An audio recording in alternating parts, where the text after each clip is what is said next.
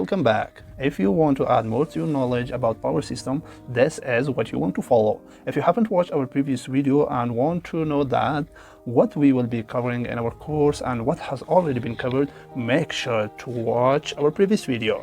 Comparison of energy sources. The main sources of energy used for generation of electrical energy are water, fuels, and nuclear energy. It's better to compare our sources of energy using the chart provided on the basis of initial cost, running cost, cleanness, and reliability.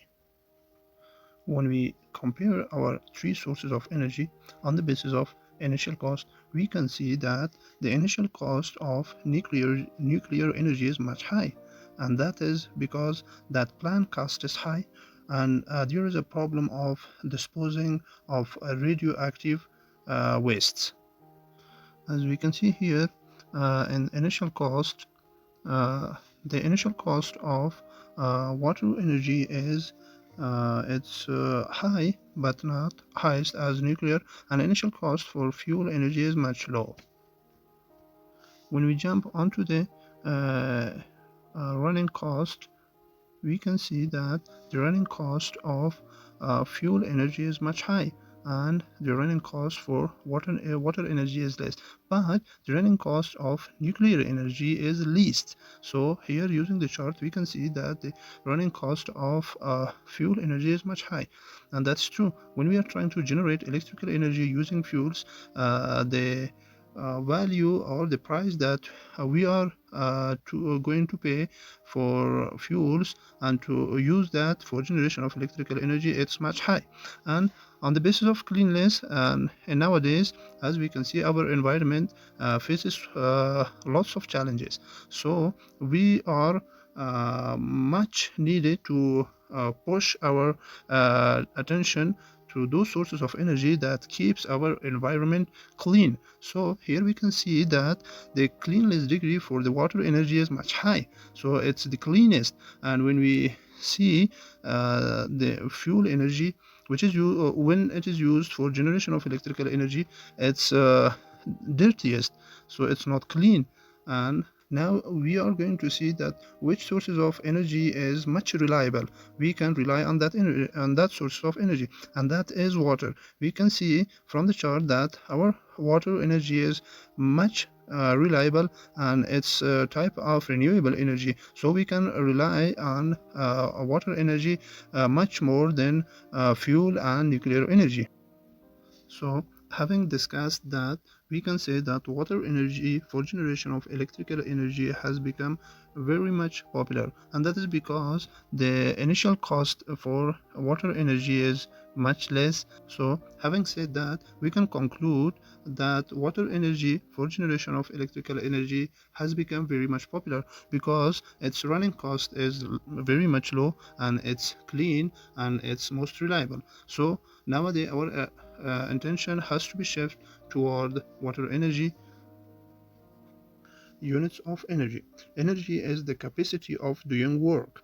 These energy are mechanical energy, electrical energy, and thermal or heat energy. Each and every form of energy has got their own units. We know that these forms of energy are interchangeable, so the same units can be assigned to them. So first, mechanical energy. The units for mechanical energy is Newton-meter or Joule in MKS and IS system. And its definition is that when a body is moved by a distance of 1 meter after applying a force of 1 Newton, mechanical energy in Joule is equals to force in Newton into distance in meter. Now, electrical energy. Okay, I need to clean this up.